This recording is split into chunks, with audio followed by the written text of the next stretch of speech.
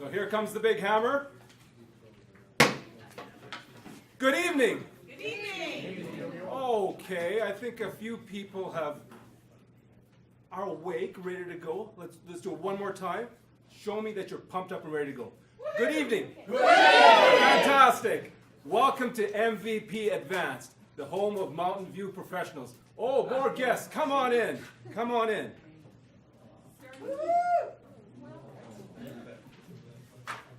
Welcome to MVP Advanced.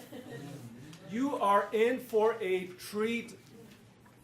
Tonight is our evaluation contest, and you get to be part of this action-packed, fun-filled event. Woohoo! It is going to be good.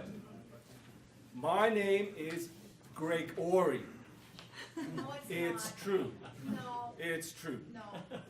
This young lady right there, she's looking at me saying, I thought his name was A. Beardham. And you're also right. Who might argue with you? So the Beard and I are your co-sergeants at arms tonight. But we also, oh hi, welcome, come on in. But we also have another secret sergeant at arms. Not printed on your agenda. That's secretive. It's Kelly Core. Shh. And for those of you watching out there on YouTube land, it's a secret. Kelly Core. So Kelly, the Beard, and I have got this covered. Mostly Kelly. All right, talking about getting things covered, let's cover some of our regular housekeeping items. Do you have a cell phone? Did you bring your cell phone with you? If you did, I invite you to take a moment right now, bring it out, light it up, wave it in the air like you just don't care. Turn that ringer up as loud as it'll go. Nice. Yeah. What's a great ringtone we could download for tonight? Do I hear silence? Okay, so there's your ringtone tonight. So when we have speakers up here, and over the next couple hours, if you get a phone call, we are suddenly going to hear, it's the sound of silence. There you go. Simon and Garfunkel, there's your ringtone. Go ahead and download that. Washrooms are out the door, go past the one or two corners. You'll figure it out. It's out there someplace. It can't be that hard. But if you do get lost, just in case, leave a trail of breadcrumbs. How about us? Oh, you might have heard this saying before. Whatever it is that you put out there is what you're going to get back. So when we have people coming up here, don't do this. Little golf clap. I heard this last week and I really want to share this with you. If this is what you're putting out there, a little golf clap, that's the energy that you're going to receive. Instead, when people are coming up there, let's set them up for success. Big, big applause. And same as when they're done. So you're going to get a chance to practice this right now. We're going to move into a safety briefing, and I'll call up our floor representative, Matthew Fox. Matthew Fox, yeah! Wow!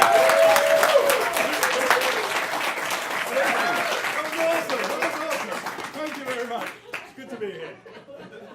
Good. It is our floor policy that we start every meeting that's with more than 4 people with a safety topic. And we do have more than 4 today, so I'm going to cover a couple of things on safety.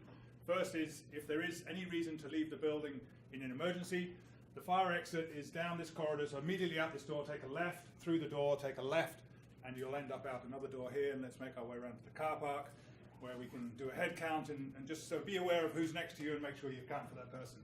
If you can't go that way, then we're going to head up through the way we came in. The other point I just wanted to cover, and every month we have a topic, and I know you can't see this, but I'll talk to it. We have a topic that's our safety topic for the month, and this one is all about heart and stroke awareness, and it covers the acronym FAST. So maybe you're aware of it, maybe you aren't, and I'll just cover it really quickly.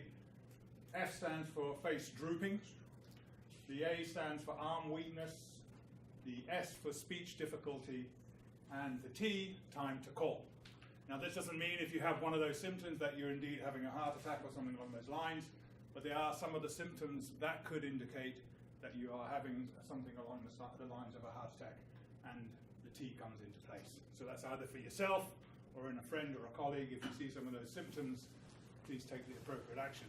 What I have done is I have photocopied this. It's not in color, I'm afraid.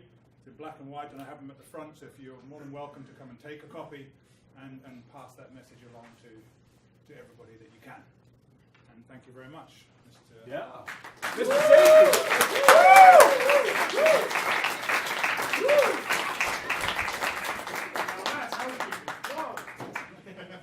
What was tea? I smell toast. All right, next up, young man over here. I'm going to invite you up here right away. Or you could sit there and talk. You said right away. Right You away. didn't say now. Okay. In about 30 seconds. Okay. Okay. So the next young man that you're going to meet is John. Come on, just make your way up here. Make your way up here. I'm scared. Scared. Yeah, all this excitement here. Oh, hold on. So you do need to meet him. You do need to meet him. This is our contest chair, the president of MVP Advanced, the favorite son of South Korea, our very own soul man. Get it, soul man? Give it up for John McDonald.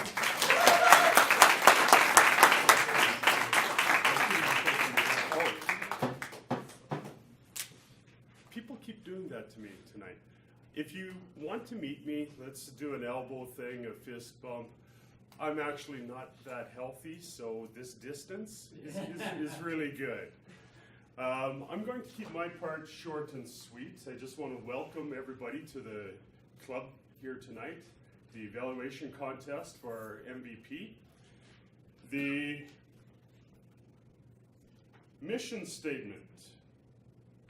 The mission of a Toastmasters Club is to provide a supportive and positive learning experience in which members are empowered to develop communication and leadership skills, resulting in greater self-confidence and personal growth. Self-confidence and personal growth. Can you think of anybody in this room that might need to develop self-confidence? Gregory? You have some questions? I don't know what happened up there. I blacked out. You blacked out. All right. My job is to oversee a lot of things that happened here tonight, but the main person that you're going to be speaking to or hearing from is our Toastmaster, Joanne Smith, who I'm going to invite up. And she's going to run through a few things, and Joanne Smith is then going to pass it on to our Chief Judge. Joanne.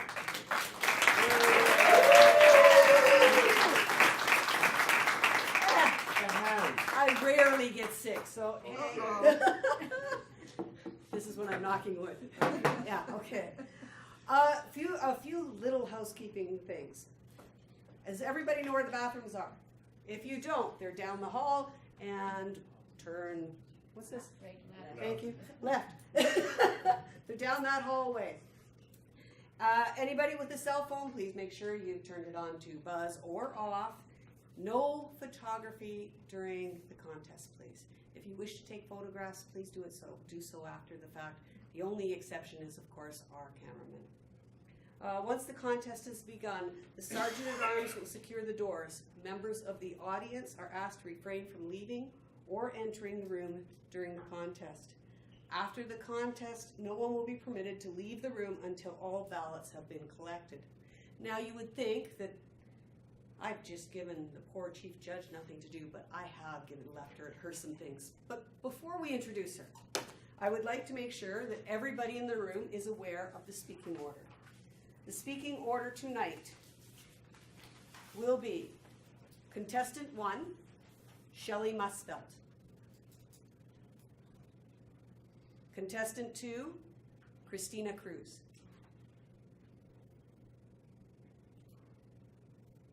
Contestant 3, Russ Dantu.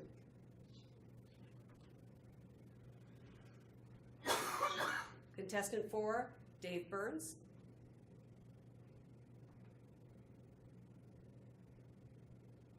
Contestant 5, Teresa Merrifield.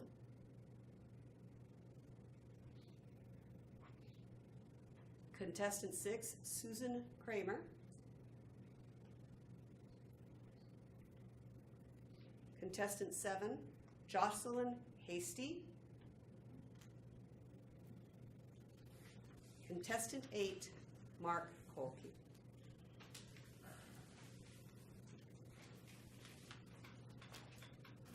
I would like our Chief Judge, Carol Dite, to provide you with an overview of the rules of the evaluation contest. Please welcome Carol Dite.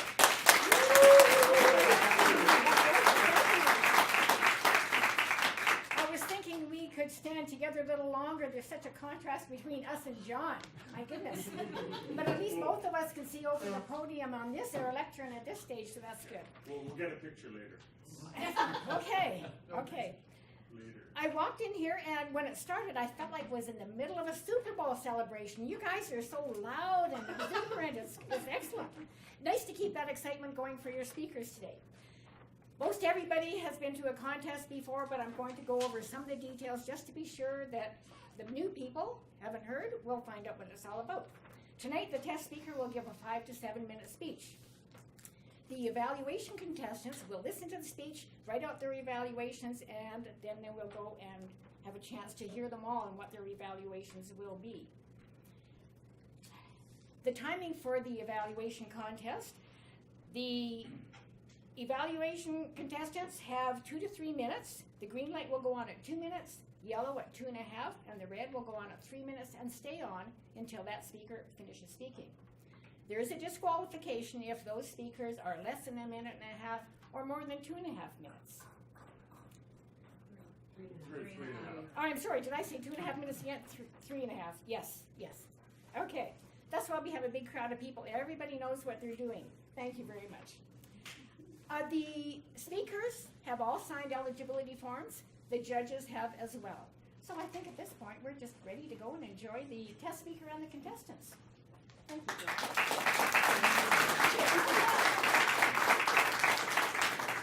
I'm just going to clarify, the one thing I didn't hear was the speaking area, and the speaking area will be anywhere in front of this front row. Now, let's get on with the contest. Ladies and gentlemen, please welcome our test speaker, Randy Mouse. Don't poke your eye out, make time meaningful. Don't poke your eye out, make time meaningful. Randy Mouse.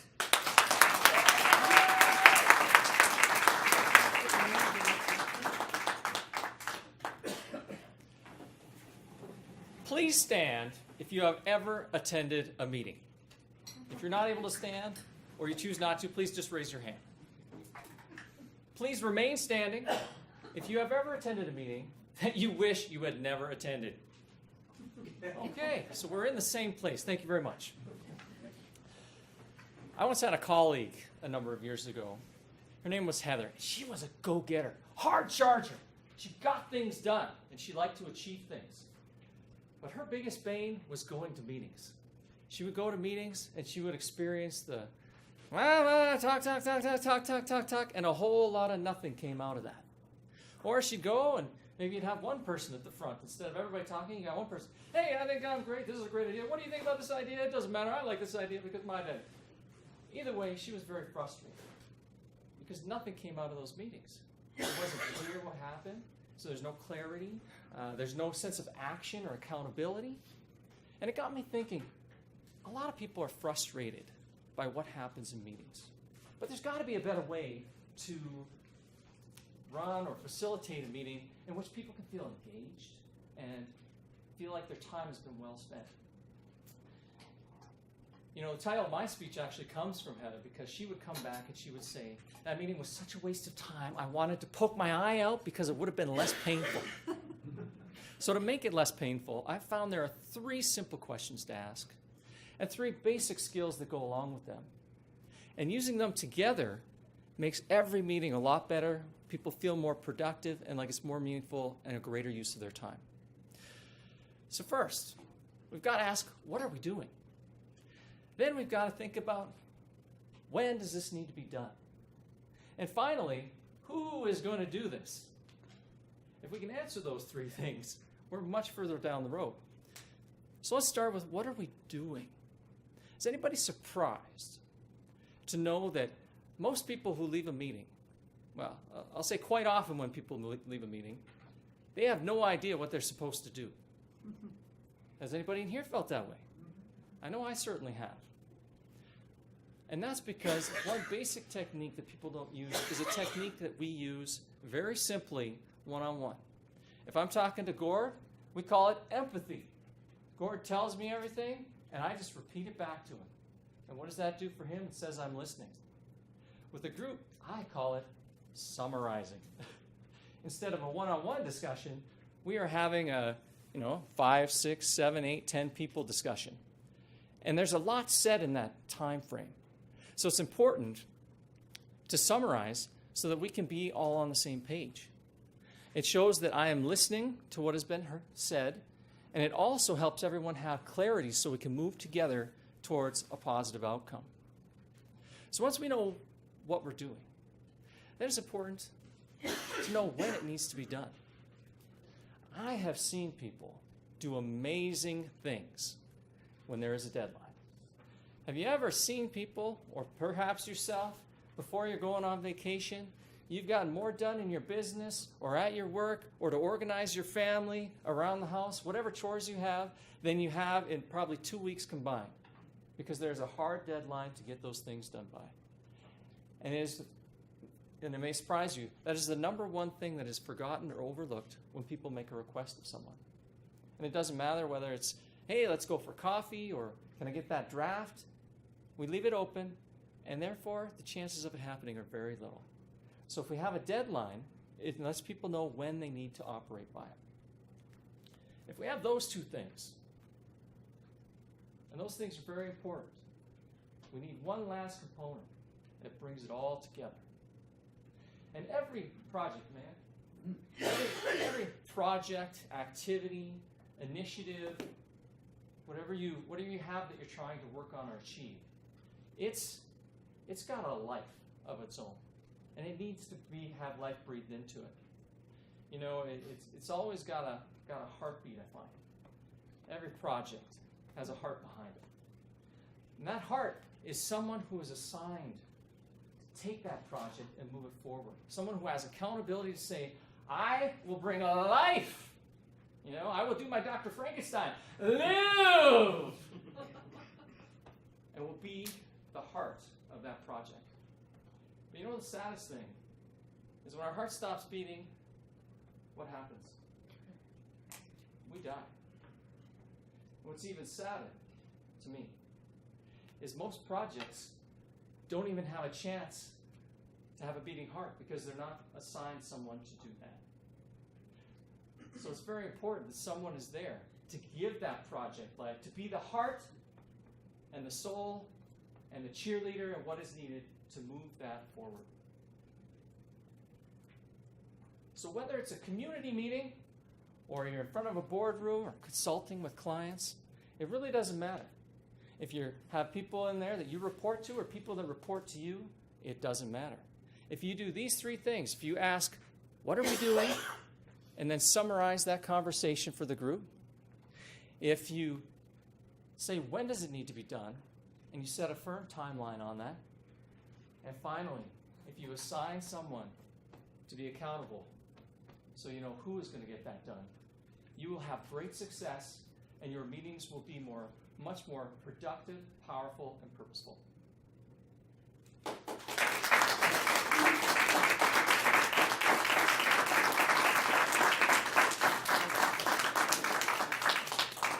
Ladies and gentlemen, I would like the contestants to please leave. They will follow part out of the room.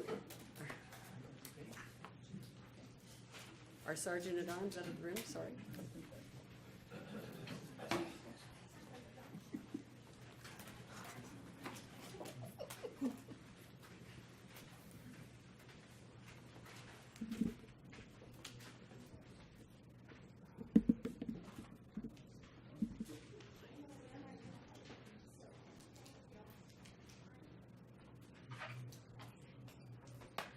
right. I think we close the doors just to ensure that we have some quiet. And our contestants won't be able to hear us that as well. They will have 5 minutes in order to make notes, and then they will come back one at a time in order to give their feedback to our contestant or to our test speaker, Randy. Please welcome Randy back up.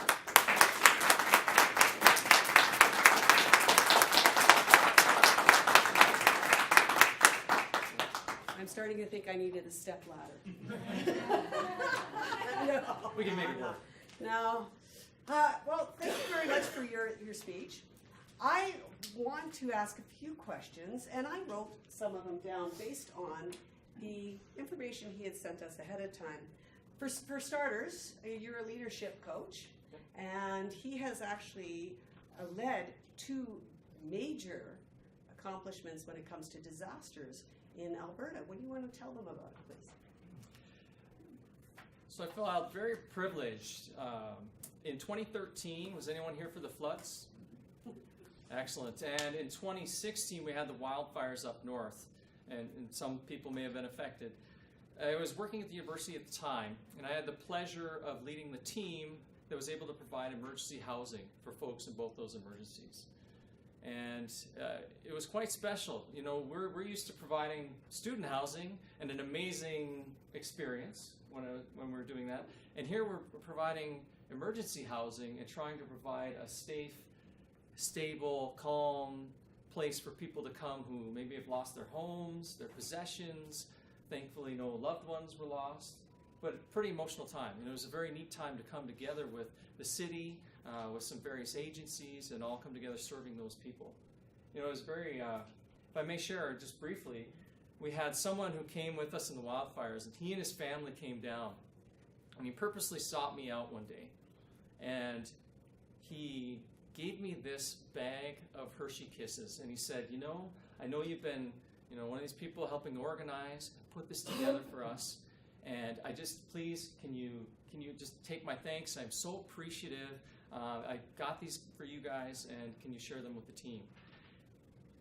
And it was very moving, because I realized for him, this may have been all he could afford, all he could do. This may have stretched him in that moment too, but it was important for him to say thank you and to show his appreciation for the group.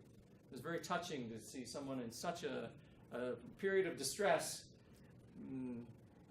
still be appreciative for things that we were just taking for granted to provide. Right, well, that's the first question. Am I long-winded? I can shorten it up. Oh, no. You see, he wrote on his little bio that he's lived in Calgary and in, I'm not doing it for a quarter gasoline, Edmonton. So, tell us which one's better and why. You know, I get asked that question all the time. And I always say both cities have been tremendously good for me and my family. We've had great experiences, great people. In Calgary, I have wonderful people here like you. And I'm sure if I was a Toastmasters up there, there'd be wonderful people up there too.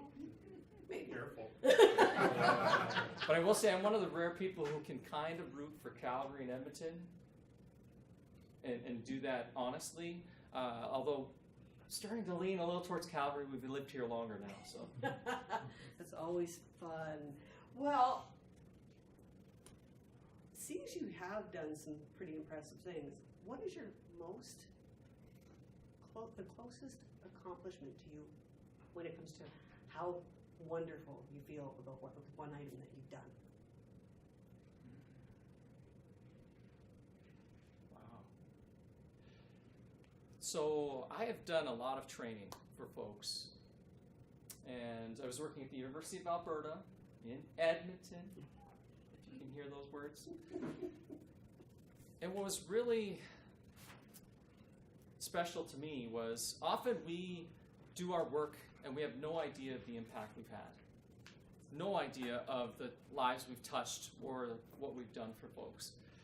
And so we had done our training program, and what was very special for me were messages that I'd started training people on 1 to 2 years later.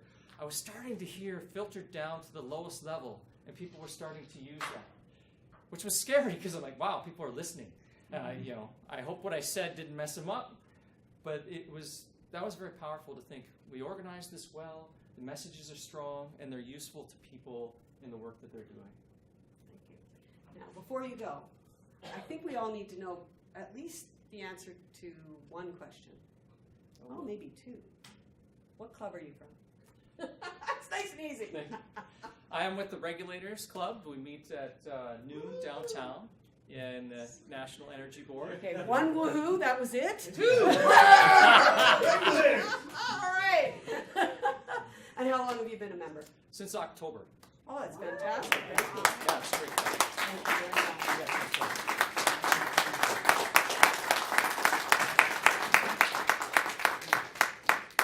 I sort of got the nod that our speakers might be ready to come into the room, but I don't see anyone. So we will have a minute yet. Now, the one thing I want everybody to remember is Mr. Fox. He told us that we got to watch for, those signs of a stroke. And it really kind of shook me when he says this just before a Toastmasters contest, because you just never know what could happen, and sadly has happened.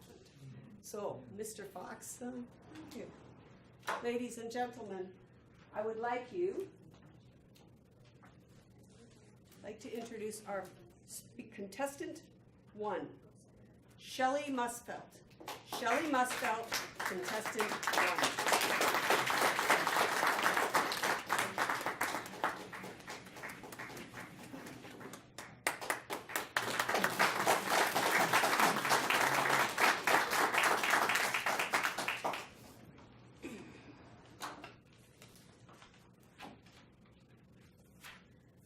Toastmasters, judges, ladies and gentlemen, and especially Randy, thank you for your speech.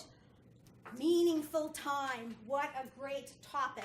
Applicable to everyone. I'm going to give you my MVP evaluation this evening. The M's will be the memorable part of the speech. The V's will be the variations that I'll give you for next time. And the P's are the positives, what I thought you did very well. The memorable parts for me was I love a speaker that's very easy to follow, 3 points, and very clear descriptives of those 3 points. Excellent. Didn't lose me from start to finish.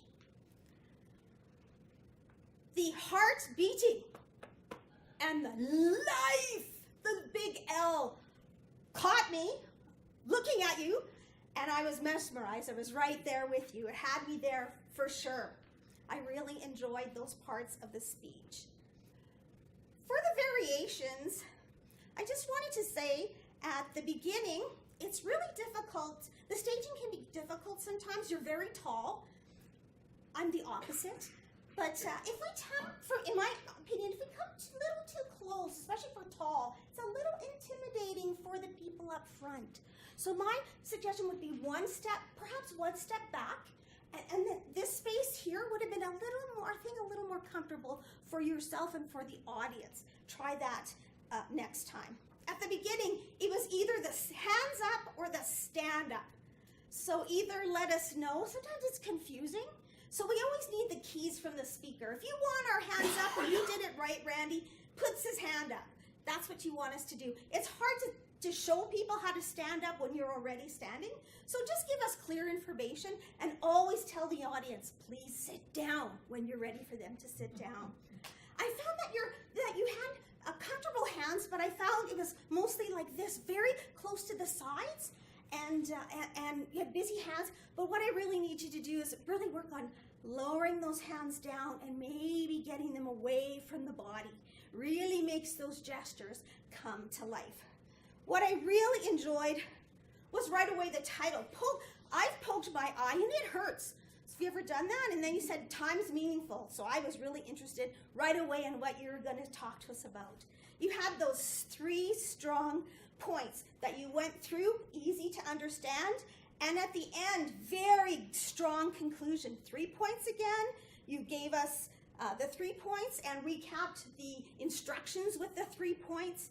You told us if we used them, it'd be a great success. And then you ended with the 3 P's. I didn't get all those P's down, but it was a strong ending for sure. I did like your clear voice, your diction, and your eye contact.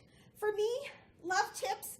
And I think if you use some of these variations, and with your memorable, your variations, and the positive, it'll be your great success.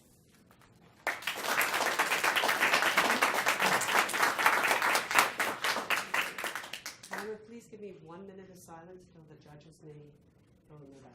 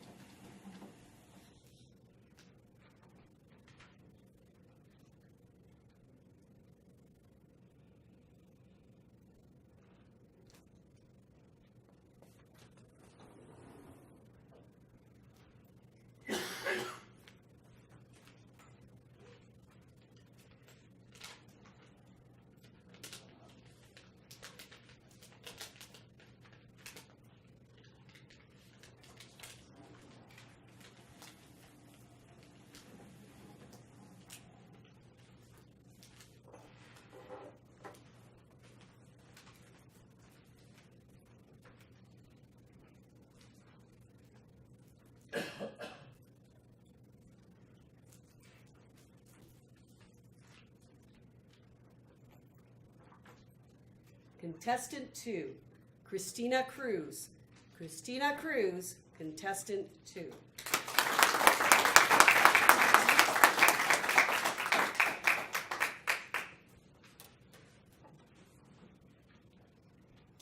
Fellow Toastmasters, and especially you, Randy, thank you for being the heartbeat of our meeting tonight. If you weren't here, we wouldn't have had a contest, and we appreciate you being here. There's lots of things I want to share with you, share with everybody. I'm going to have a toolbox. We're going to talk about your words, your structure, your voice, and your body. And you did most of those tremendously well this evening. I loved your start. Please stand up if you've ever attended a meeting. Well, did you get Toastmasters in the palm of your hand? Because Toastmasters do meetings. It was an awesome start and very clear what your structure was going to be. You had some very descriptive phrases, and I really enjoyed the way that you gave us some interesting ideas. You described Heather as a go-getter, a charger. You talked about accountability and people being engaged in a meeting. All really important words for this audience to hear. I liked your expression and how you explained the title, Poke My Eye Out. That would have been less painful. And I think there's some stuff that maybe you could have done with that. Your structure was very clear. What, when, who. And it was easy for us to follow that you were giving us some tips on how to make meetings better. Your summary was very clever with productive, powerful, and purposeful. Using the 3 Ps, I love that. Your voice from the very start was very clear, very strong, and extremely confident. There was one time when you really used some vocal variety. I will bring it to life, live, like Dracula. And I think maybe to incorporate some of that throughout your speech would have been even more interesting for us. So you could have shown some contrast on that person with a lot of accountability and heartbeat and boring, we don't have an agenda, but we're all here for a meeting. So you might have used some contrast to even show the benefits of how much better when I wanted to live works. Your actions were good. You had hand puppets. You didn't really use voices with them, and that might have been another opportunity for vocal variety. You used a cupped ear. You showed your wrist. There was lots of really good gestures, and one of the things that I might suggest is you may have used your stage better. You started talking here, and then you talked here, and then you talked here. A little bit of ping pong. And obviously you had 3 points.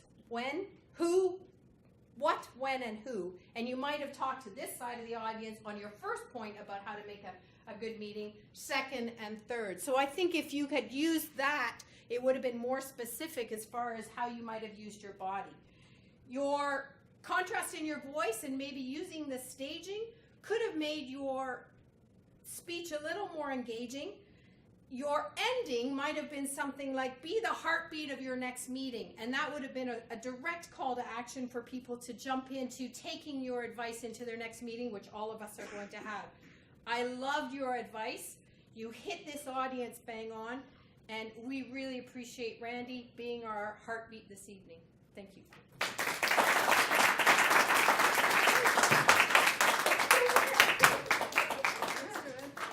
Again, 1 minute, please.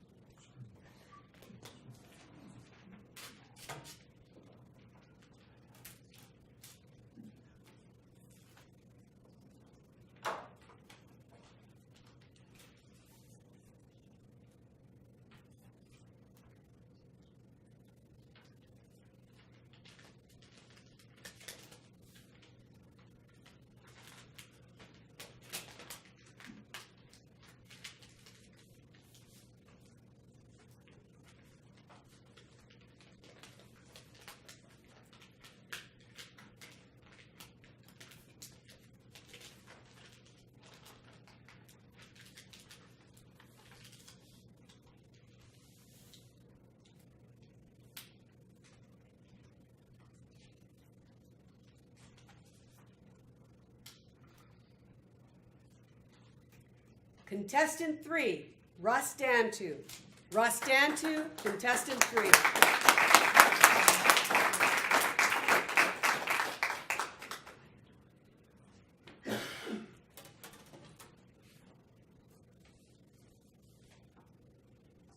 Madam Contest Toastmaster, ladies and gentlemen, and especially our new friend, Randy. Thank you very much for sharing a wonderful speech with us tonight. And what I liked about it right off the bat was your title. It was something completely different, so it drew us in right away. So I thought that was very well done. If you can come up with an effective title, you're ahead of the game already. You've got people thinking, what is this going to be about? I like that you dressed for success tonight. You dressed very well, and it showed. You were very confident up here as a speaker. And very well organized and good flow to your speech. And you gave us some practical ideas that we could take away right away and put into use right away. So we learned something tonight. And I thought that was really well done, because in 5 to 7 minutes, it's not always possible to convey ideas that we can use right away. So well done on that. I've got a few ideas for you that will help with the next presentation, and hopefully we'll see you again back here at MVP. When you were introduced tonight, you came up here right away and you started talking. Our Toastmaster had not even sat down yet. So my suggestion would be, is just to wait until she sits over there, take a deep breath, look around at the room, smile, and then get into the speech. Because what that does, that little bit of silence, will give everybody, if they weren't quite paying attention, they are now. It's like, oh, everything's on silent. What's happening here? So then it draws them in and the focus is on you. So that's the first tip I would give you. The other thing I noticed, although you had very good vocal variety in your voice, some of your sentence seems to tail off towards the end. And I noticed that quite a bit tonight. You'd be telling us something and it was really important, and then it just sort of, the last few words seemed to taper off a little bit. So keep the volume up, especially if you've got something important to say that we need to hear. The other thing, with eye contact too, I thought it was very good. You were working the room, you were all over the place, you were really good, but it was like this. It was a little bit almost too fast as you were going around, in my humble opinion. Whereas, if you're going to look at somebody, look at them for a couple of seconds, and then when you're moving on, hopefully they don't make eyes at you like that. But then maybe you look over here, and you look, and then you'll go to the next person, and you'll go back to the room, and you do that. So you focus on a person for just a little bit longer. It shows a better connection, and they feel like you're talking to them directly. You had a really interesting activity to start. Everybody up on your feet. And interesting activities are great to get us drawn in, and audience participation is wonderful, and I'm glad you did it a few times, which was good. The only thing was I wasn't sure what the point of the activity was, and maybe I missed it, but it was like, if we're going to do an activity, there has to be a specific reason why we're doing it. Otherwise, it can sometimes get lost, and your audience member might start wandering in their mind going, okay, why did we do that? Did I miss something? So just something to be careful of there. I loved your confidence up here. You stood in your power very well. You moved around well. You had great hand gestures, and you had a really good connection with the audience. So I thought that was very strong. So in summary, I would just say, wait for your Toastmaster to sit down. make sure you finish your sentences at the same level. And other than that, I thought it was great. Thank you very much. Thank you. 1 minute, please.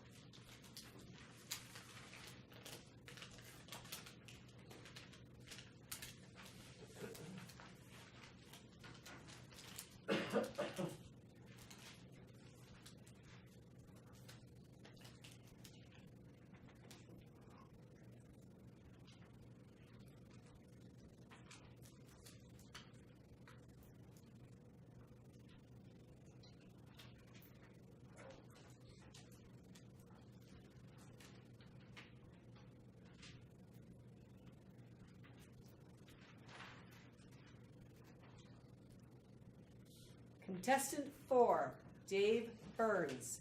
Dave Burns, contestant 4.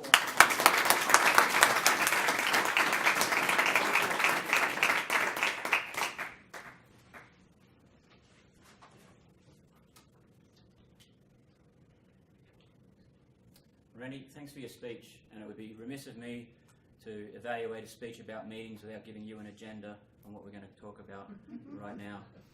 First of all, what are we doing? I'm going to give you some feedback, tell you what you did well, some improvements you can make on the speech. When's the deadline? I got 3.5 minutes or I'm out of the competition. Finally, accountability. It's all on me, then it's up to you to take it and improve your speech from there. What I want to kick off with is what I felt was a real strong point for Randy. Randy had relatable examples. There was an example to all 3 of his points, and I felt like everything that Randy was talking about, we were able to put ourselves in those shoes.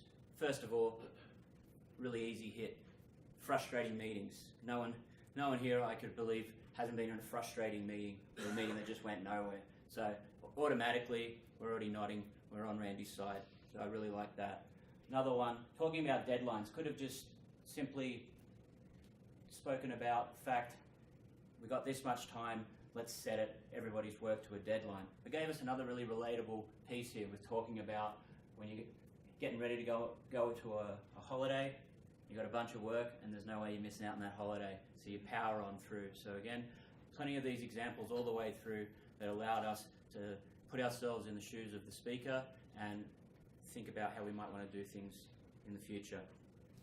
One thing I'd like to throw out here is to take it to the next step from these relatable examples. I'd like to see some stories, some personal stories in there. Now, you spoke about Heather at the start and how Heather really hated pointless meetings or meetings that rambled on. And then you brought it back to how that made you feel. And I felt there was a little bit of a disconnect going from Heather's experience and your feelings towards that. So I would have liked to have heard an example from your own experience about a frustrating or pointless meeting to really wrap it up. Another thing we can do there is, what's an example of you leading a meeting? Really put us with you, tell a personal story. Now the final piece I want to touch on were gestures and the use of space. Now, Randy had some good gestures. When he's talking about time, he's got this. He also was very open with his gestures, expansive, which I liked. Another thing, he used people as props. He didn't just move himself around, he moved people around. He got us up. I felt like I was in a meeting because I had to stand up and play along to his strings. So I really liked that. He also moved around, approached people, which was great. So to wrap up, I really like the relatable way that you gave us examples. Take it to the next level. Give us some stories to really get the emotion and put us in there. And keep going with those gestures. Keep being expansive and welcoming. And the speech will keep on getting better. Thank you.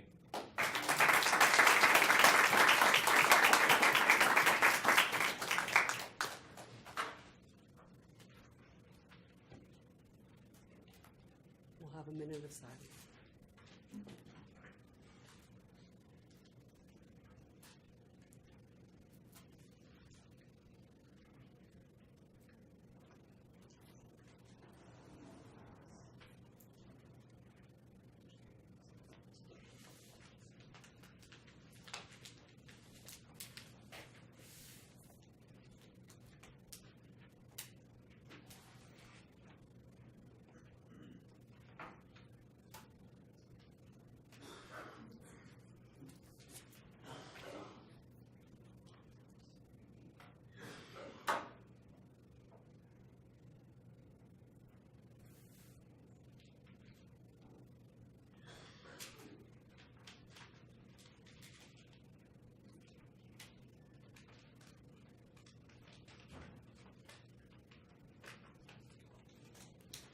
Contestant 5, Teresa Merrifield. Teresa Merrifield, contestant 5.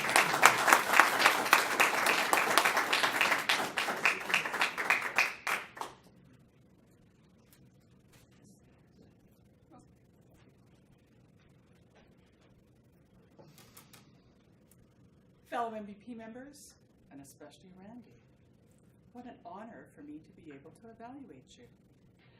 I have some tips for you, and I have some obvious points on where you've done extremely well. I'll start with one of the things that I love. I love your image. And I think as speakers, it's really important for us to pay attention to our image. And the reason for that is if you expect to be paid as a speaker, you have to look like a speaker. You have to look like you own the room. And let's segue owning the room. As you were introduced and stood up, you started speaking before Joanne sat down. Try not to do that because it tampers with you owning the room. And this is for all of us. You want to be front and center. You want to be the main attraction. And so wait for the whoever's introducing you to sit down. That makes you the owner. You have great presence. I think you've been up at the front of a room before, commanding the attention of the audience. And I thought that you were extremely well prepared. One of the things that I think that I would help you out with is in your eye contact, you tend to skim. When you're thinking, you tend to stop skim and not focus on anybody individually. What you might like to do, just try the next time you're playing with an audience, is make eye contact as you go around the room so that you feel like you're connecting with the people in the room and they feel like they're connecting with you as well. Let's talk about your hands. You have great shoulder to waist gestures. You use all of your gestures between here and here, and you have great natural ability to command the use of your hands, your elbows, your shoulders. You're very good here. Your resting posture is here. You protect your solar plexus. And so that might be something to think about as you move forward. Play a little bit with that as well. Love the content of your speech. Well, what are we doing? And then summarize it. So I like that you asked a question and then you answered the question. You gave us the how-to, moved us forward that way. When are we doing it? Giving it a timeline and who is doing it, having the accountability piece. It was really well structured. Eye contact, covered, check, check. Very relatable, loved your topic. I thought that was very, very well done. And I love the clarity at which you master your speech. You were very clear. Productive, powerful, and purposeful. Excellent close. I thought you did that really well. Madam Toastmaster.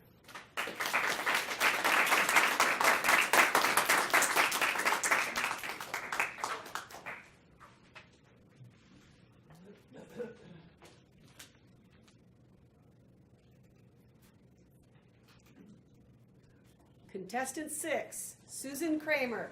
Susan Kramer, contestant 6.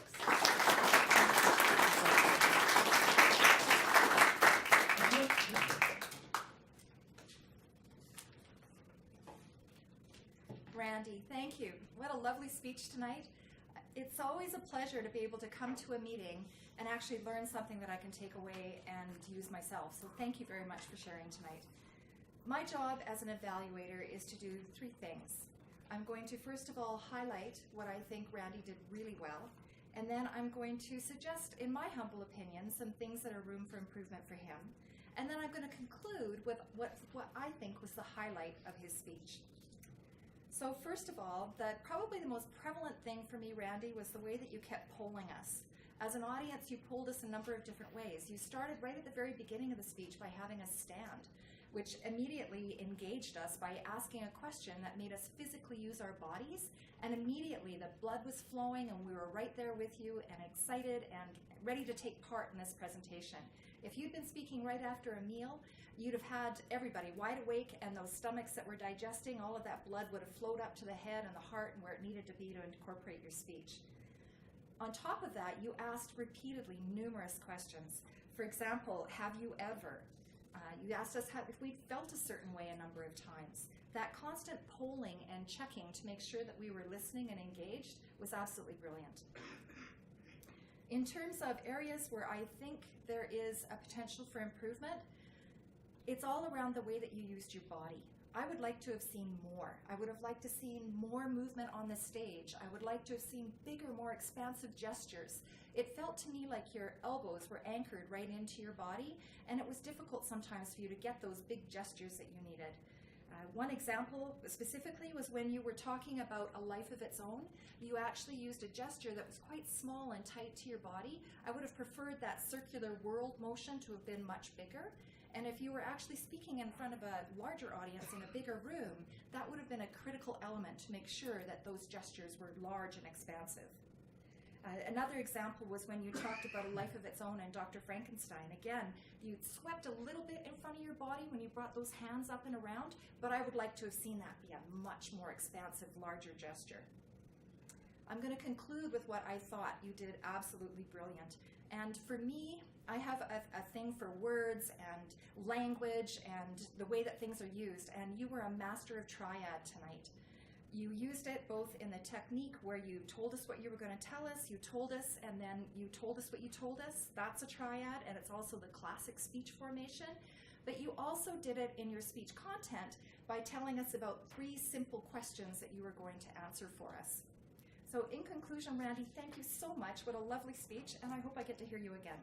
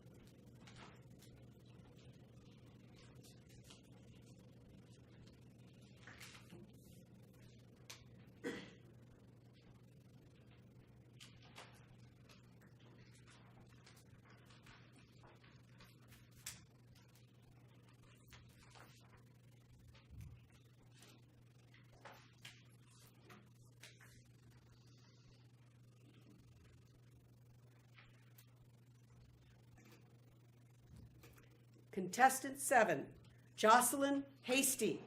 Jocelyn Hasty, contestant 7.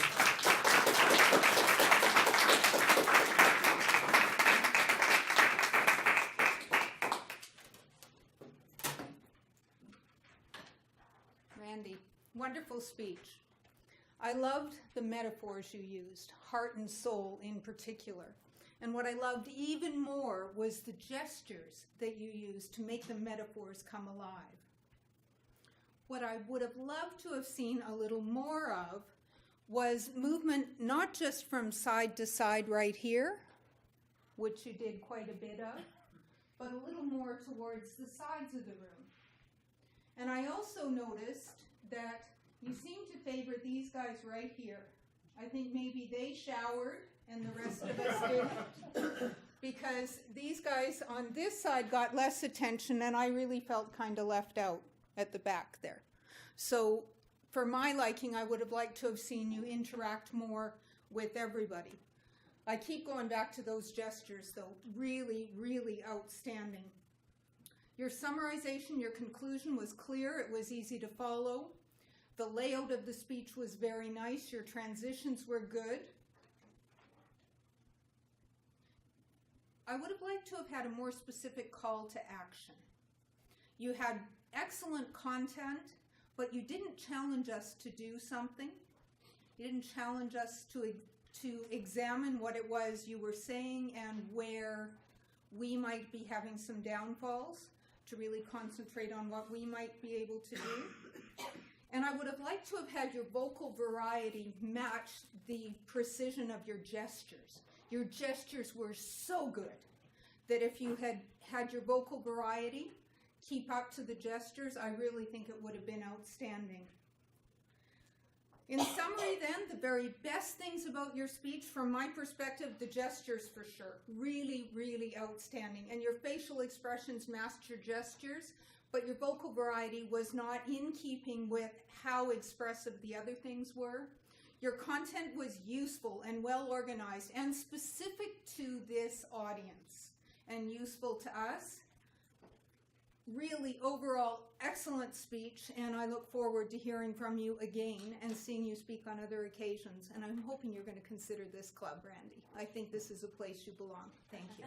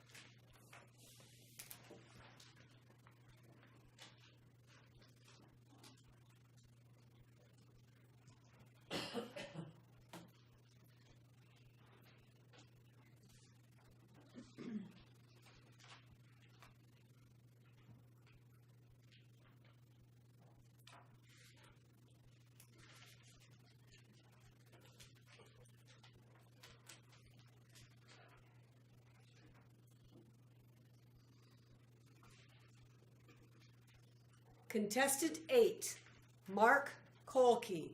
Mark Kolke, contestant 8.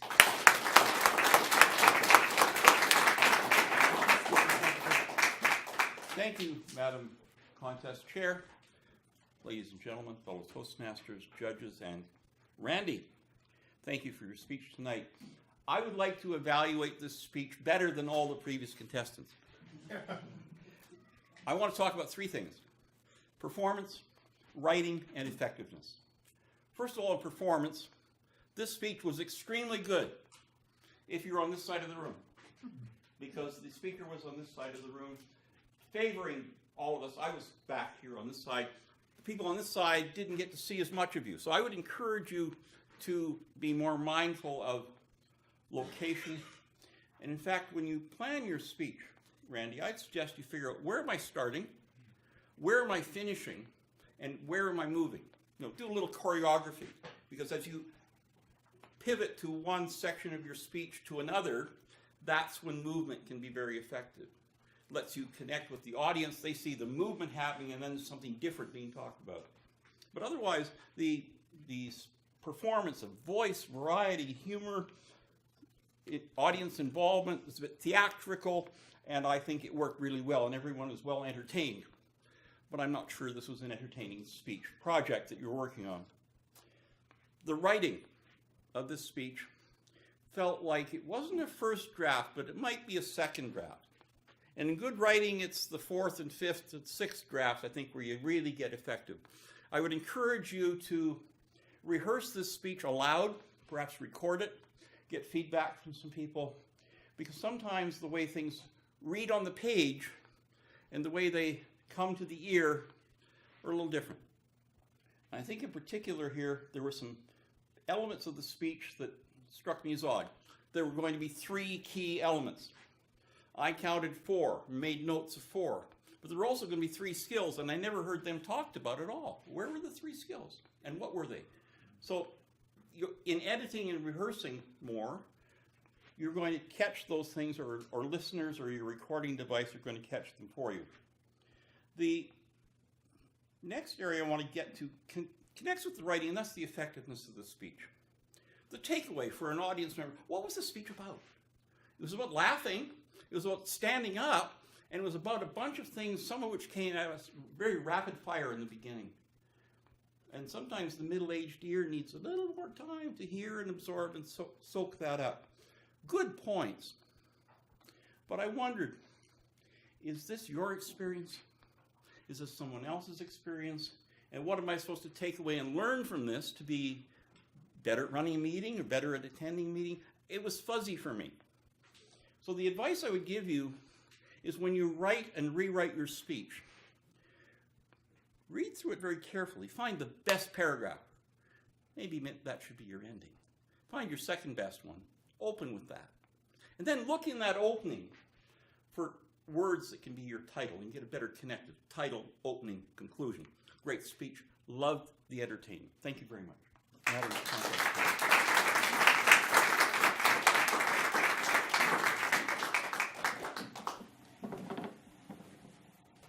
will ask that everyone in the room remain silent until Carol Dite has left the room.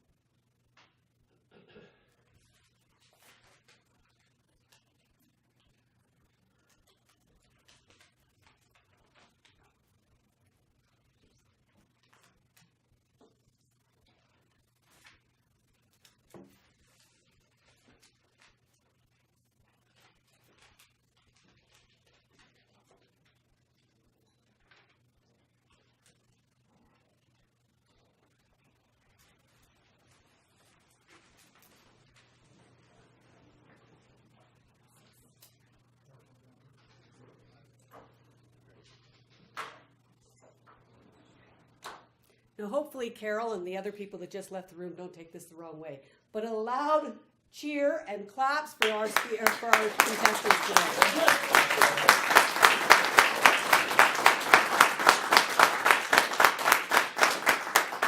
Now, before I hand it over to our Sergeant-at-Arms, I want to tell you something. It's very interesting standing here. I get a different bird's eye view. Over there, the people are very quiet. They're sedate. They're calm. Over here, they're talking and making faces at me, trying to make me laugh. The men in particular know who they are, who I'm talking to. I hope that you've enjoyed today's contest. And I'm going to pass it over to our Sergeant-at-Arms, which is unusual for what I'm used to for contests. But we'll see what the Sergeant-at-Arms has to say for now.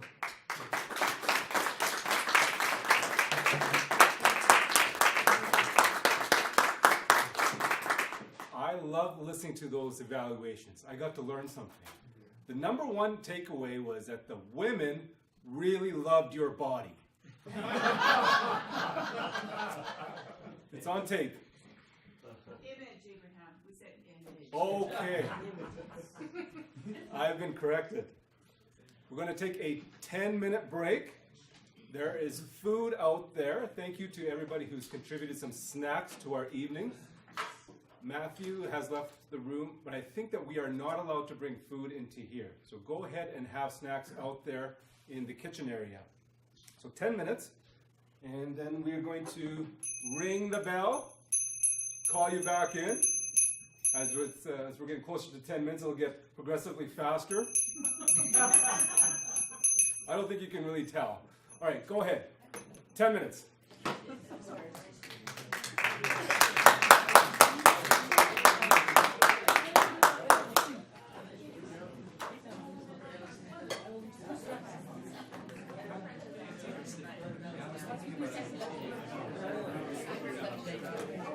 Good job, sir. So here we go. Welcome back. How was the banana bread? Yeah? I don't know. How was that $1 million dip? Big clap for the $1 million dip. Yeah. So say thank you to Roger for bringing that, and say thank you to his wife for making that. $1 million dip, Roger. The announcement from the $1 dip. Congratulating your wife on the $1 million dip. Here are some hellos and greetings to some special audience members here. Well, I was going to say hello and greetings to our district director, who has poof. All right. Oh, I'm taking a certain order here. Starting with our district director. No, all right. So John Bauer was in the building. But we have a club growth director. We have our club growth director, Dunstan Taylor. Yeah.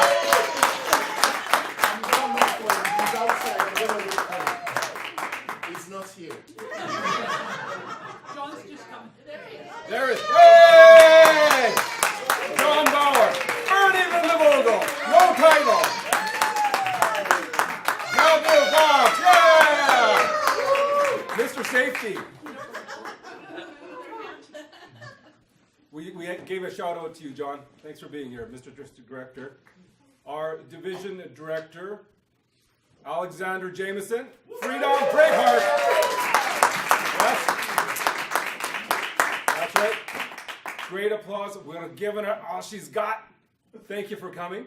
We have also another division director, Division D, all right, Carla Croker.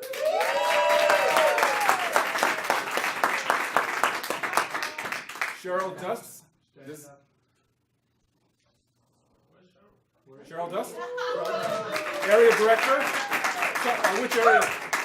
E30. E30, so this is her second time around, or 1.5 time around. I just want to say one thing. From all the regulators, it was you guys in here that helped us to get where we are today so we can grow and read Toastmasters. Fantastic. Yay us! Yay us! we have our area director. All right, I'm going to let you introduce yourself because I don't know your last name. I'm Lynn Herzog. Herzog. Herzog, okay. Lynn Herzog. I just feel so familiar with her. I just know her as Area Director Lynn Herzog. We also have another special visitor here, past District Director Keith Lee from Saskatchewan.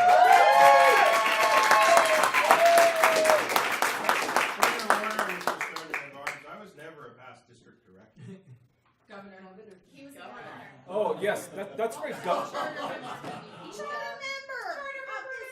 Charter member of this club.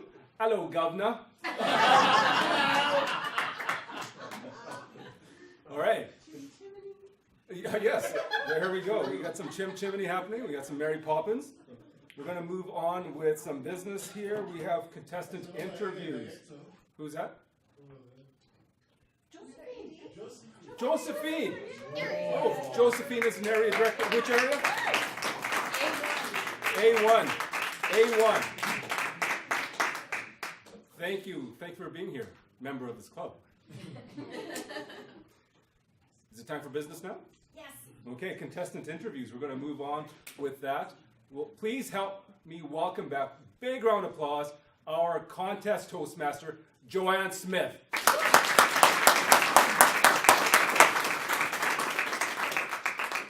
Now I know how headliner comedians feel after somebody's done so darn well. It's like, oh, I'm never going to do that great. But that's okay, because I don't have to. Our contestants do. Please welcome up all of our contestants. I will have them come up and line up in order. Come on.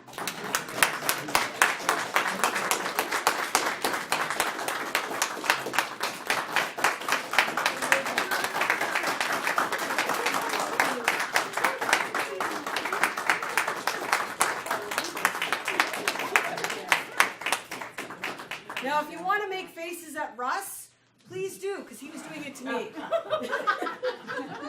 I learned it from Carol. That's just his face, Joanne. I am going to ask each contestant one question, and then we will get on with the awards. So let's start. Shelley listed some of her interests, and I'm going to ask her what her favorite sport is. My favorite sport? No one can guess. Basketball. Bowling. Who said bowling? Bowling is that I do well. Okay, caveat that I do well. Bowling, 5-pin, 10-pin, duck pin. No matter. That's my favorite sport that I do. My one of the favorite sports. I'm watching all the Olympic sports. I tape it all and then I watch it at night. I love people who can skate. I cannot skate to save my life. Dave taught me to skate. No figure skates for me. I had boy skates. I had to skate and do crossovers around the on the edges, and then when everybody starts skating the other way around, had to do crossovers the other side. And I didn't go very fast, but I was so happy that I could get on the ice and I could skate.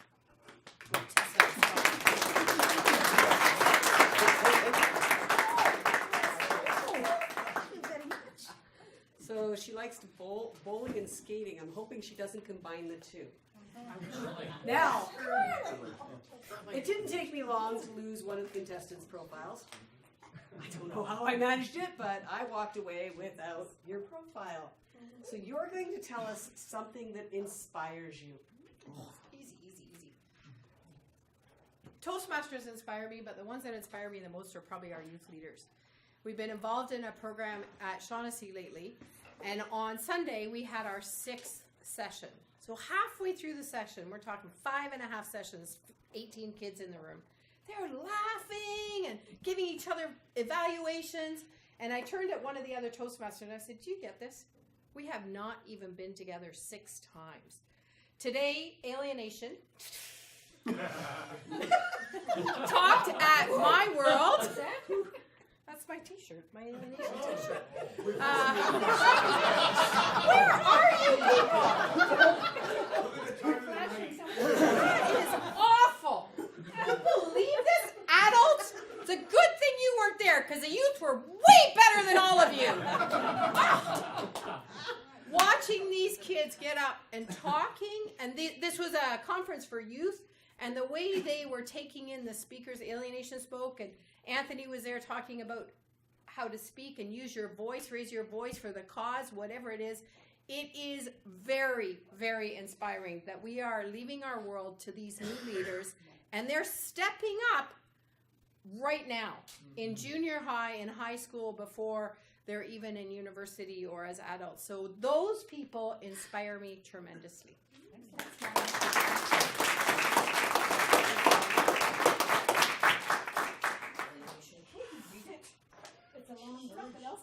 Well, for those of you that follow this one on Facebook, he's been to a few warm places lately. I'd like you to tell everybody about your favorite golf course. My favorite golf course. Favorite golf course. That one in Mexico. You know what? Every year I go away with some of the same friends, and we usually go down into the Radium Valley, and there's some great courses in there. Eagle Ranch is wonderful. Copper Point is great. Grey Wolf is wonderful. But I think even with that, and we've got to get down to Kimberley again because we haven't been there, but Trickle Creek, I really love Trickle Creek.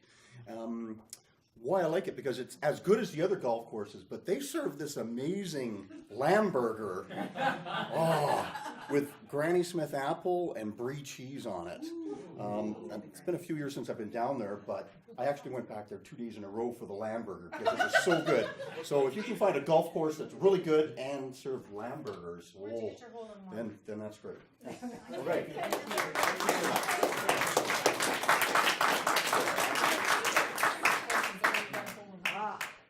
Now, it seems that Russ isn't the only person that likes warm places, because I'm really hoping that you don't do the Alaska scuba diving, and I'd like to know where the best scuba diving place would be. Well, the best scuba diving place, that's an impossible question, because there's always another one and another one and another one. So the next one is Ixtapa down in Mexico in 2 weeks. Nice. Get out of this weather for a little while. Yeah. But did the Great Barrier Reef just in October, and that was the first time I'd gone right up into the reef, and 90 minutes on a big boat over big waves, so we earned it, and that was a pretty once in a lifetime experience. Wonderful, thank you very much.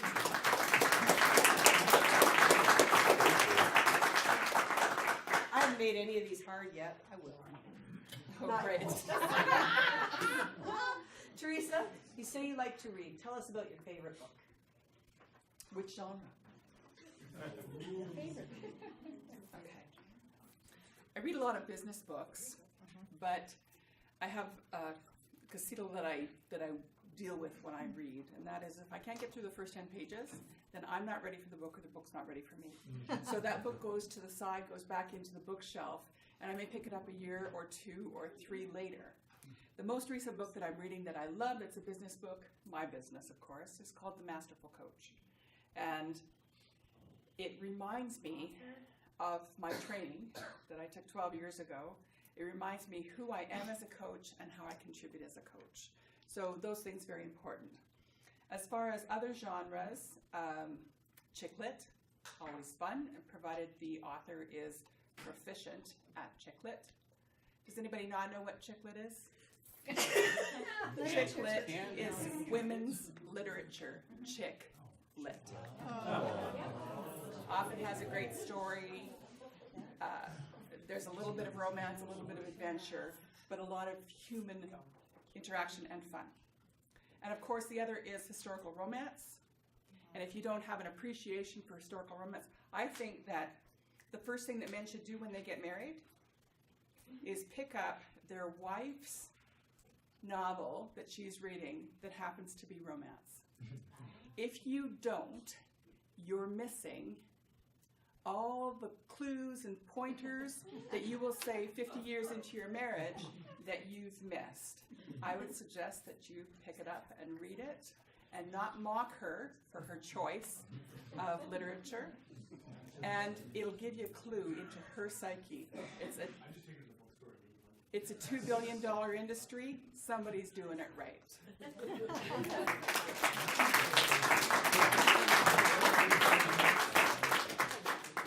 I really don't want my husband knowing what's in my reader. Thank you.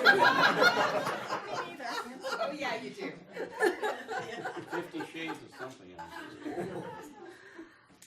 Now, Susan wrote that one of her interests is writing. I'm going to ask you, if you had to write a book, what would your book be about? What is your book about? Yeah, I don't know. We don't talk about my book. Even what genre you would like I'm to writing try. a book on event planning, and it's a business book. And it was inspired by the work that we did with the convention conference back in 2012 because there was just nothing to inherit. We passed a bunch of stuff along, but it never seemed to go past the next conference past us. So I'm thinking a book needs to be written. There's a book there. But if I had to do it, I think if I really, all I'm missing is that inspirational idea. If I had the idea, I could write absolutely anything, but I would really love to write a science fantasy book because that's what I love to read. It's my favorite genre. So given the choice, if I had a concept and an idea, and one that hadn't been done already, because they say there's really only 7 stories. When they make movies, there's only 7 stories. They're just all told different ways. So I'd like to come up with that 8th idea and present it in a science fantasy setting, and that's what I would do.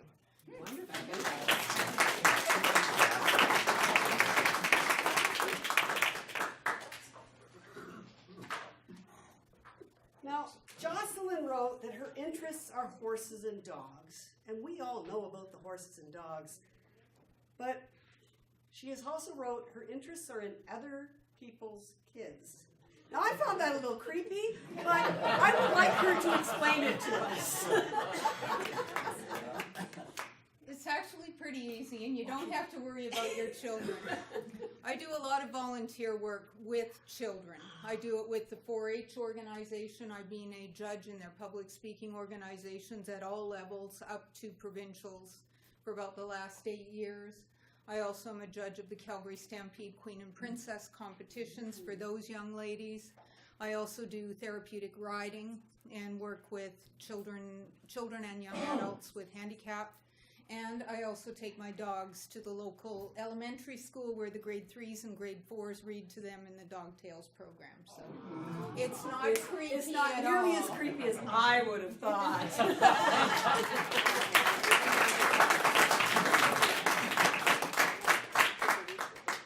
I get a creepy question?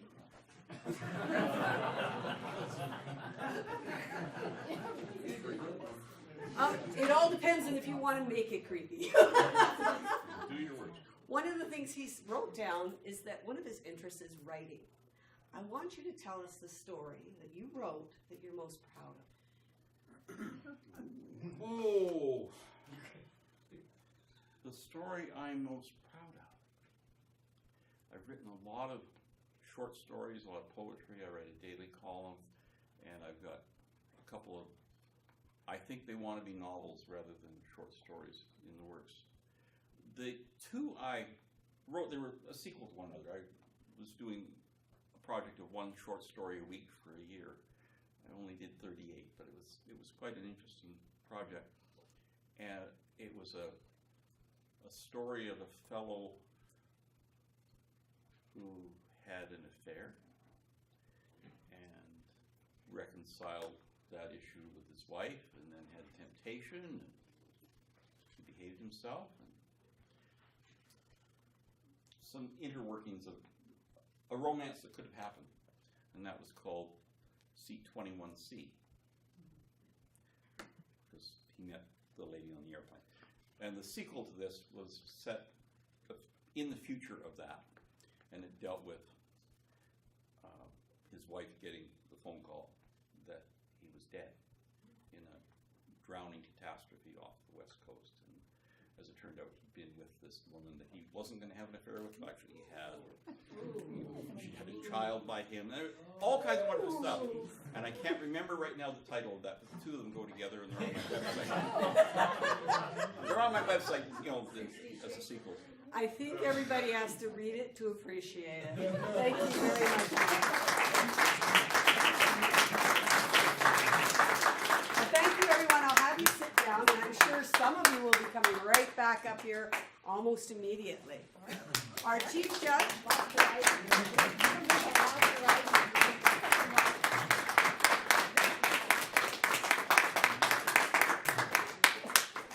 Our chief judge has returned, which means we have the results.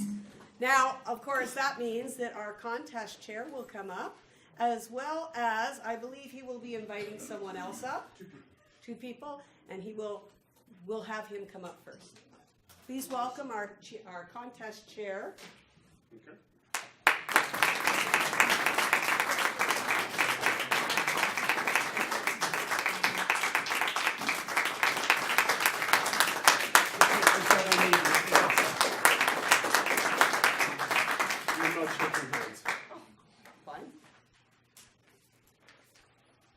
What a wonderful contest we just had. Do you agree? One more round for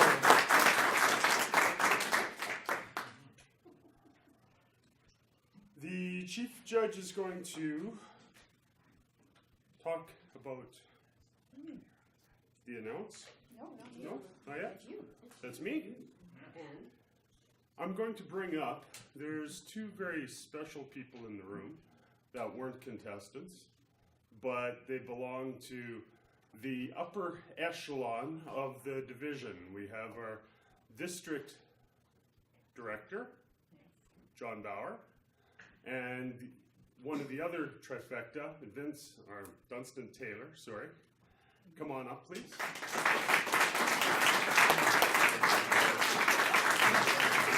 And you guys are going to... Oh, we get to announce the winners. You get to announce the winners. Okay, who's got $50? We'll start at $50. Yeah, that's cheap. I need a trip for two to Las Vegas Well, and a bottle of wine. I was going to share the money. Okay. Well, that's not going to get him to us. Well, yes.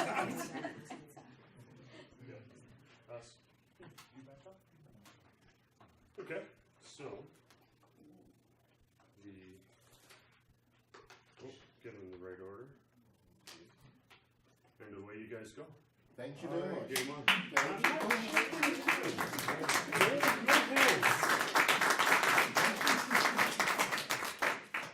all right. In third place. Drum roll, please.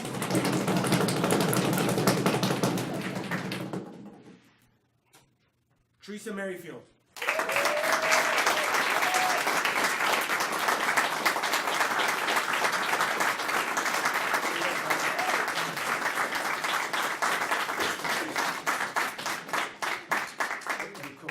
Richard, you're cooking the banner. God forbid we cover the banner. Yes. Just cover it. Stay up here, Teresa.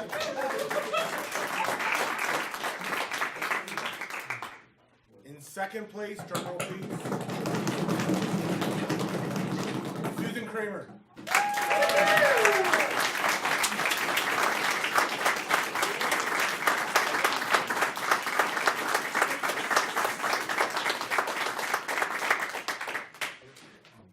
Don't cover the banner.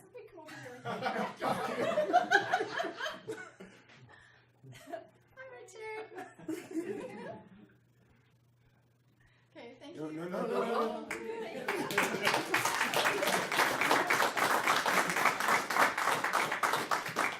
Okay, really long drum roll. First place, Christina Cruz.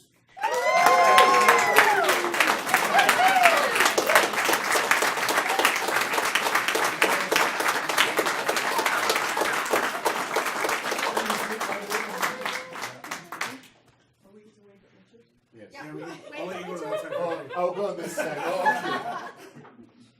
Hi, Richard. Hi, Richard. Abraham, can you see me? Yeah. Okay, now we'll get the other two contestants in here very quickly. Yeah. Sure.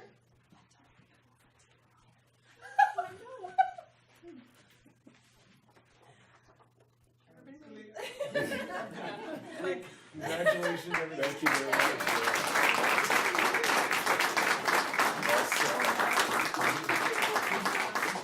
I will now turn it back over to Me? John. Sure. If you take a look at the agenda, the next contest is, or not the next contest, but the area contest is March 21st. It's at Singles and Friends, and RSVP is hosting. So the venue is Singles and Friends, but they're having a different host. So it's, put it on your calendar, March 21st. The winners will be moving on. Two from each club. Two from each club. Two from each club. Two from each contest. From each club. Yeah, and so the contest that we have here tonight, 2 people will move forward. Our next contest is on March 8th, which is going to be same time, same place, different contestants, different speeches. It's going to be the international contest. And again, 2 people will be able to move forward from there. There's a couple of people that still want to talk. Is it Joanne first? I'm going to run away. I trust Dunstan. You have more power. Not really, but that's besides the point. Ladies and gentlemen, for those that are here that do not know, next week on Wednesday, we are going to have Freddie Dogterm, and she is going to tell us about what it takes to become an accredited speaker. She is a fantastic speaker. If you are interested, please contact us. We have no problem inviting you and having you come and join us. It will be a good time because, of course, you'll be spending time with us. So you will have an enjoyable time and learn a lot. Freddie is thrilled to be coming and be able to answer all of our questions about becoming an accredited speaker. So she will be telling us her journey. The next person we'd like to introduce up here would be Dunstan Taylor, who would like to have a quick chat with you before we let everyone go. Thank you very much.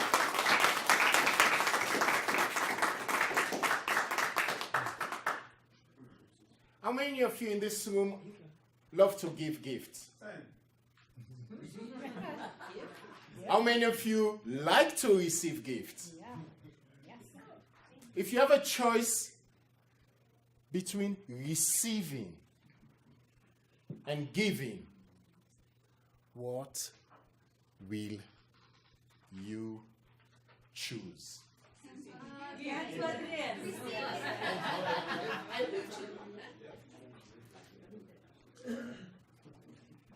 I want to hear it. What would you choose? Giving. Giving. Perfect. That's what we in Toastmasters do. We are great, fantastic volunteers. We volunteer at time. We support other people. We coach other people. We mentor other people. None of us in this room are where we are right now if somebody did not mold us, shape us, help us, and give their time to us. So I'm asking you kindly to give the district a gift. And we in turn will give you a gift. Yes, that's how it works. If any of you know an organization or a group that you think the district can give them a gift of forming a Toastmaster club, please talk to me. I have folders here. You don't have to do anything. Just talk to me. I give this folder to you, and my team will work the magic. All you have to do is connect us, network with us, connect us with the right person. We will do the rest. What is in it for you? If you do that, you might get a gift to go to the conference for free. You might get $100. You might get $50. You never know. But if you go to d42tm.org, under incentive, you will find out that if you help distribute one of these fine Toastmaster folders for a group to get the gift of Toastmaster education and communication, you will get a gift too. Thank you very much.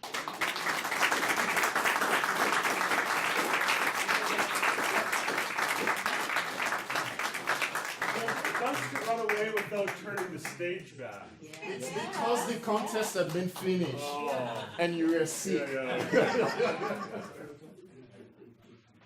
A couple of other announcements, dates that you may be interested in. The Freddie on February 27th, we've talked about. 28th, sorry. Glenmore RSVP is hosting their contest February 27. March 7 is Singles and Friends. March 8, we know. March 21 is where our winners are going to compete again at area. April 7th is the district contest. Division. I can't even read. Sorry about that. Division A contest is April 7. And April 27, 28, 29 is our spring convention. Those are upcoming dates. Before I let you run away to the Cattle Baron, I would like the following people to please stand up. Joanne Smith, Carol Dyke, Abraham George, Kelly Kaur, Gordon Grant, Karen Hardy, Matt Fox, Joe Sharpanese, and all of the nameless judges that we're going to leave nameless. This contest could not be held without your assistance. It's been greatly appreciated. Thank you. I have a quick announcement. Okay. I have some very late-breaking news, and I know a lot of the members in this club and other people that are in the room tonight that are guests have maybe taken their Toastmasters skills beyond their club, beyond District 42, and are potentially maybe earning a living using some of the skills and the things that they've learned through Toastmasters. This year, for the first time ever, District 42 is going to have a trade show. It will not be called a trade show. It will have a different name. But I'm using it as an HPL project, and I just got verbal tonight from John. It's going to be a go, and I won't be here next meeting. So I wanted to make sure. I didn't vote with the rest of the trio this weekend, but it's Yes, so it's not 100% for sure yet, but I would say it's probably 80%. So I wanted to announce it because I'm not going to be here on the 8th. I wanted you to think about it because if you're doing something today where you are using your communication skills, like I'm thinking Russ, for example, you do some training on customer service. You definitely have to have leadership skills in there. You have to have communication skills in there. Maybe the CD that you created around customer service would be a good thing to bring to the show and maybe sell. So we're looking at different ways that we can promote what we're doing in our businesses based on skills that we've learned through Toastmasters and that respect the mission statement of the district. So if you're at all interested, please email me or call me or whatever. What's the dates? It's at the division. Sorry, we'll be at the district. spring convention test, and I'll fill you in quickly afterwards. End of April. At the end of April. Sorry, that shouldn't have caught you cold. Sorry, Johnson. It's gonna cost you. But anyway, I'm super pumped about it. I need people from my HPL committee. I also need people to be on the committee with me to organize. So if you're interested in that regard too, that would be fabulous. Thank you. All right. And, okay, that one's no. If you have a clipboard, I need a clipboard. But before that happens, Abraham.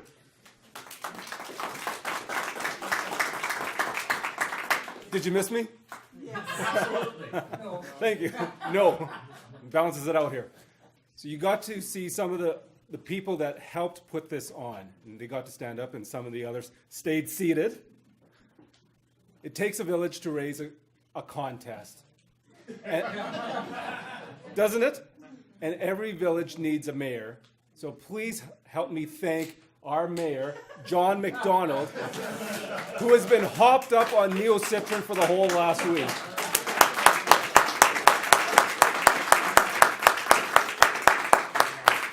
Every village needs an idiot.